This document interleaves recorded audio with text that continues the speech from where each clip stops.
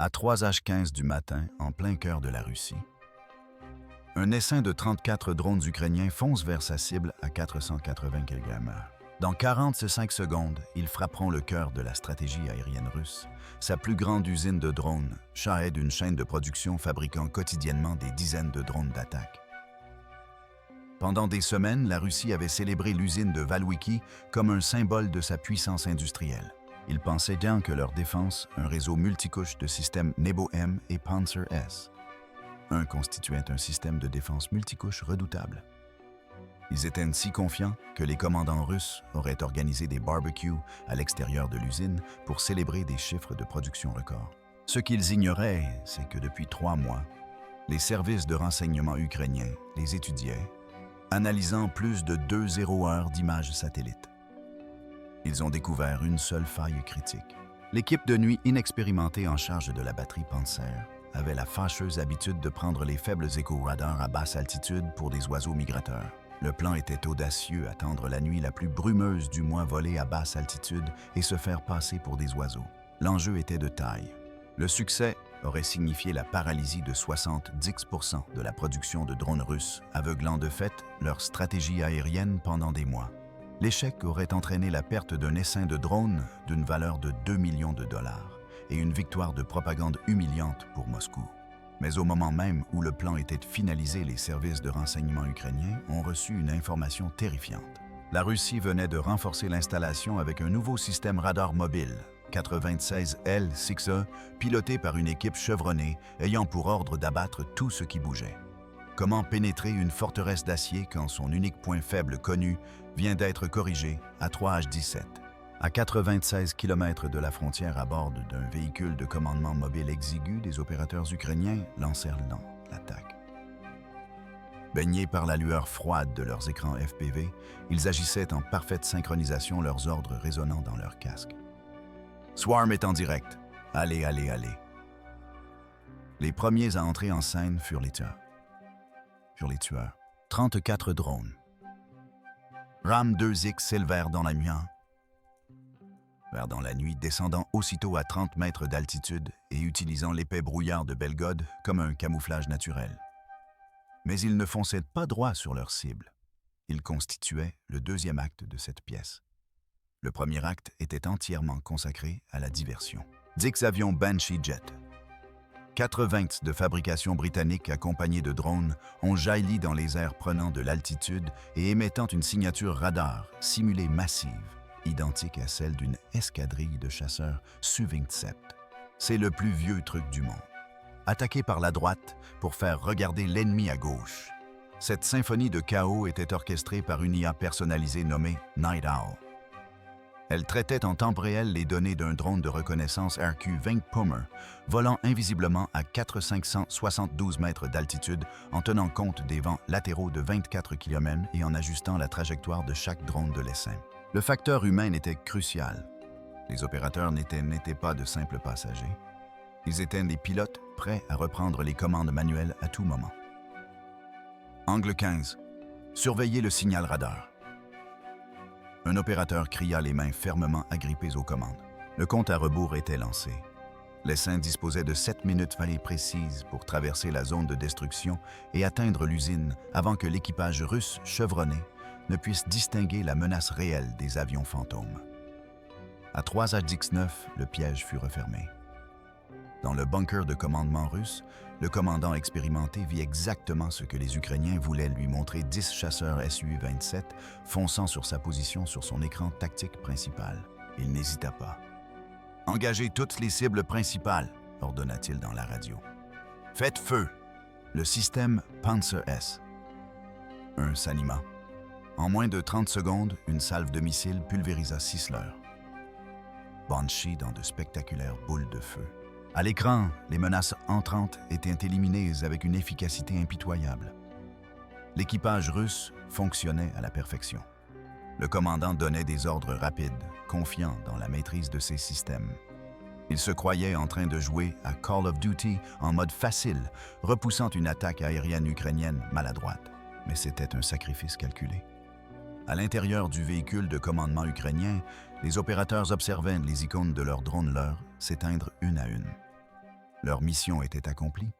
Ils avaient offert à l'essaim principal 30 précieuses secondes, de chaos. Mais le plus facile était passé. Le commandant russe, sentant le sang, ne célébrait pas. Il était à la chasse. Les avions fantômes ayant disparu, il ordonna à ses opérateurs de balayer toutes les fréquences, toutes les altitudes. Il savait que quelque chose rôdait encore. L'effet de surprise avait disparu. L'essaim principal de drone RAM 2X disposait désormais de moins de 5 minutes pour atteindre l'usine avant d'être repéré par une équipe de vétérans en état d'alerte maximale. À 3H21, le commandant russe était furieux. Il savait qu'il avait été piégé et son équipage chevronné ratissait le ciel avec tout ce qu'il avait. Les 28 drones RAM 2X restants étaient sur le point d'être repérés et anéantis. Mais l'IA Night Owl l'avait déjà anticipé. Elle lança une nouvelle tactique éco-fantôme. Il n'a pas cherché à dissimuler les drones, il les a camouflés. L'essaim s'est instantanément divisé en 3 groupes plus petits et erratiques. Leur logiciel de vol, utilisant des données biologiques provenant des forêts belges, commença à imiter avec précision les trajectoires de vol des grands oiseaux migrateurs. Pour le jeune équipage russe, qui opérait désormais la console principale du système de reconnaissance, les icônes de cibles menaçantes se transformèrent en échos biologiques discrets et inoffensifs.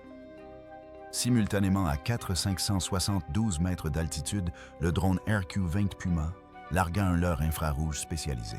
Il ne s'agissait pas de tromper un missile, mais d'aveugler les caméras optiques au sol du système de combat. La forte lueur des leurres a été dispersée par l'épais brouillard, créant un voile blanc aveuglant sur l'écran de l'opérateur russe. Le brouillard, censé être l'allié de la Russie, se retournait désormais contre eux. À l'intérieur du fourgon ukrainien, un opérateur cria « Ils sont aveugles foncés ». Ils exploitaient une brèche de 15 secondes qu'ils avaient repérée lors d'une surveillance. Un bref moment d'inefficacité lors du changement d'équipe à 3H10. Pendant un instant, tout a fonctionné.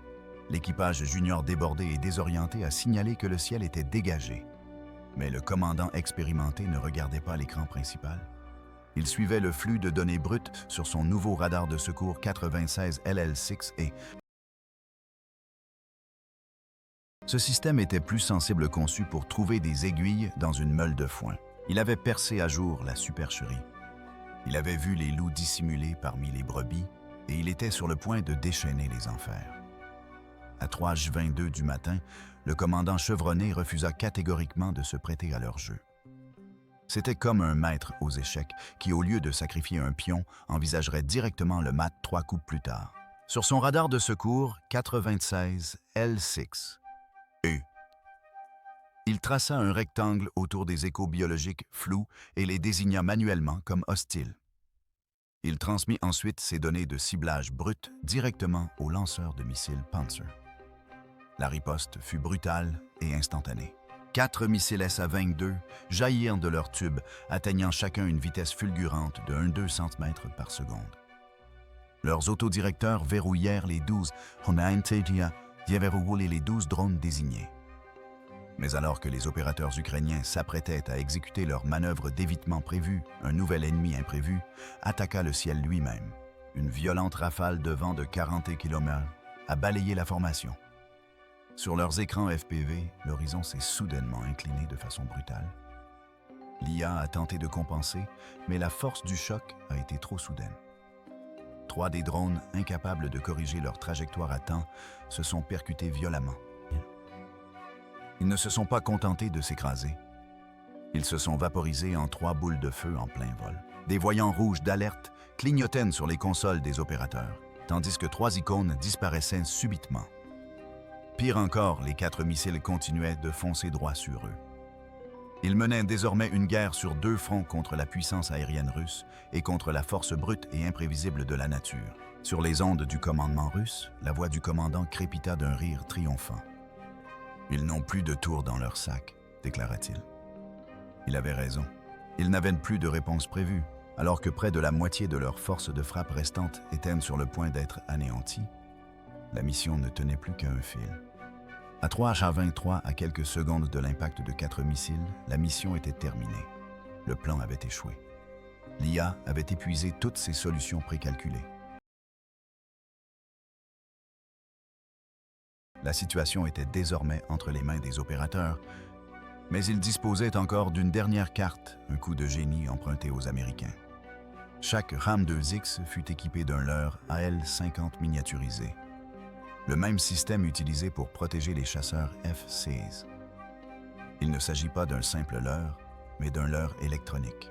Le signal radar et thermique est 100 fois plus important et plus visible que celui du drone lui-même. C'est comme si un matador agitait une immense cape rouge devant un taureau enragé. Au moment où les opérateurs appuyaient sur le bouton de déploiement, 4 leurres se sont déroulés derrière les drones ciblés. Les 4 SA-22 qui avaient verrouillé leur cible sur ce qu'ils pensaient être une cible facile aperçurent soudain une cible bien plus attrayante. Leur logique interne prit une décision fatale instantanée. Ils firent une embardée violente, poursuivant les signaux fantômes, et explosèrent sans danger à 300 mètres de là en 4 énormes boules de feu vides. Sur le canal de commandement russe, les rires triomphants avaient fait place à un silence stupéfait et furieux. Il n'était plus un chasseur, mais un spectateur impuissant d'un massacre. La dernière menace éliminée, les opérateurs ukrainiens donnèrent leur dernier ordre. L'essaim se divisa en 3 groupes d'attaque désignés. Un pour l'atelier d'assemblage principal, un pour l'entrepôt de composants et un pour le bâtiment de contrôle central. Et l'IA Nocturne, dans un ultime acte d'opportunisme brillant, utilisa le même souffle de vent de 40 km/h qui avait failli les anéantir comme un avantage accélérant les drones restants pour leur attaque finale. Toutes les défenses russes avaient été brisées. Toutes les ruses avaient été contrées. La voie vers l'usine était désormais libre. L'ordre final des opérateurs ukrainiens ne fut pas un cri, mais une confirmation froide et calme. Armes libres, en avant. Les 31 drones RAM 2X restants exécutèrent leur dernier profil d'attaque. Ilvoani ne sont pas simplement tombés. Ils ont activé leurs systèmes INS-GPS pour un guidage de précision se verrouillant sur les coordonnées de la cible avec une marge d'erreur de seulement 86 cm. La charge creuse de 7 kg du premier drone n'a pas seulement touché le toit de l'atelier d'assemblage principal. Elle l'a transpercé, traversant 15 cinquièmes d'acier renforcé et explosant directement au-dessus de la ligne de production principale du Shahed 136. Un par un, le reste de l'essaim m'a suivi, frappant l'entrepôt de composants et le bâtiment de contrôle central dans un rythme parfaitement synchronisé et dévastateur. Mais le véritable génie ne résidait pas dans la frappe elle-même, mais dans la science de l'explosion. La mèche de chaque ogive était réglée avec un délai de 0,8 secondes, un détail crucial conçu pour maximiser l'onde de choc dans un espace clos. C'est la différence entre un pétard qui explose dans un champ et un autre qui explose à l'intérieur d'un fût en acier. Le résultat fut une onde de pression catastrophique de 30 psi qui s'est propagée avec force, détruisant tous les composants électroniques et circuits imprimés délicats dans un rayon de 15 mètres. Les colonnes de soutien en acier conçues pour supporter le toit n'ont pas résisté à une explosion interne coordonnée et se sont déformées comme des boîtes de conserve. Le toit entier s'est effondré vers l'intérieur, ensevelissant plus de 200 drones, Shahed presque terminés, sous des tonnes de métal tordu et de béton. Au centre de contrôle, la seconde explosion a réduit en cendres tous les serveurs. 3 mois de données de production, de planning logistique et de schémas ont été effacés en moins d'1 seconde. L'usine de drones phare de la Russie n'était plus qu'un amas de ferraille. Peut-être pourraient-ils le vendre pour acheter un nouvel écran radar à leur commandant. Les sirènes d'alerte aérienne retentissaient dans tout Valoui, mais il était trop tard. Le mal était fait. Sur le terrain, le chaos régnait, tandis que les agents du FSB envahissaient la zone, tentant désespérément de contenir un désastre qu'ils ne pouvaient plus dissimuler. Une colonne de fumée noire de 300 mètres de haut s'élevait dans le ciel à l'aube, telle une gigantesque pierre tombale marquant l'anéantissement des ambitions russes en matière de drones. Les chiffres qui arrivaient étaient catastrophiques. 70% de la chaîne de production détruite, 15 des meilleurs ingénieurs russes spécialisés dans les drones et 30 ouvriers tués. À 4h du matin, un passage de satellite a confirmé la destruction. Les images ont révélé un cratère béant de 6 mètres de profondeur à l'emplacement de l'ancien atelier d'assemblage principal. La mission n'était pas seulement un succès, c'était une annihilation. Mais les véritables dégâts ne se mesuraient pas en acier tordu. Son impact s'est mesuré à l'onde de choc stratégique qui a secoué l'ensemble de l'effort de guerre russe. Il ne s'agissait pas d'un simple raid, mais d'une frappe de décapitation. Premièrement, la chaîne de production qui alimentait les systèmes de surveillance aérienne russes a été coupée. Les unités russes à Donetsk, qui dépendaient d'un flux constant de ces Shaheds pour la reconnaissance, volaient désormais à l'aveugle. Cela créait un schéma terrifiant pour le commandement russe, quelques semaines seulement après que l'attaque Windweaver Cascade ait paralysé leur réseau électrique dans la Volga. Cette frappe a prouvé qu'aucun de leurs actifs stratégiques de grande valeur n'était à l'abri. Les Ukrainiennes ne se contentaient en plus de se défendre. Ils pénétraient à des centaines de kilomètres à l'intérieur de la Russie et démantelaient systématiquement leurs machines de guerre pièce par pièce. Pendant que Moscou, paralysé par l'indécision, tentait de comprendre comment elle avait pu être touchée si profondément, l'Ukraine a profité de cette fenêtre de confusion de 72 heures pour lancer 5 nouvelles offensives dans le secteur de Khark. Au Kremlin, la question ne se limitait pas à une usine détruite. Un commandant aurait hurlé lors d'une réunion confidentielle. « Comment font-ils pour toujours arriver jusqu'ici » Cette nuit-là, grâce à quelques drones et un plan ingénieux, l'Ukraine a démontré une vérité fondamentale de la guerre moderne. La victoire n'appartient pas à celui qui possède la plus grande armée, mais à celui qui a l'esprit le plus vif. Les Russes ont appris à leurs dépens qu'il ne faut jamais défier les drones ukrainiens aux échecs, surtout après leur pause café. Si vous appréciez ce genre de génie stratégique, n'hésitez pas à liker et à vous abonner pour ne pas manquer notre prochaine analyse approfondie. Et maintenant, pour les stratèges qui nous regardent, quelle a été l'erreur fatale du commandant russe? A-t-il sous-estimé les leurs ou s'est-il trop fié à son nouveau radar? N'hésitez pas à partager votre analyse dans les commentaires et à nous dire ce que vous aimeriez voir ensuite, une analyse détaillée du drone RAM 2X ou une étude des leurs Banshee britannique. Le sujet le plus demandé sera retenu.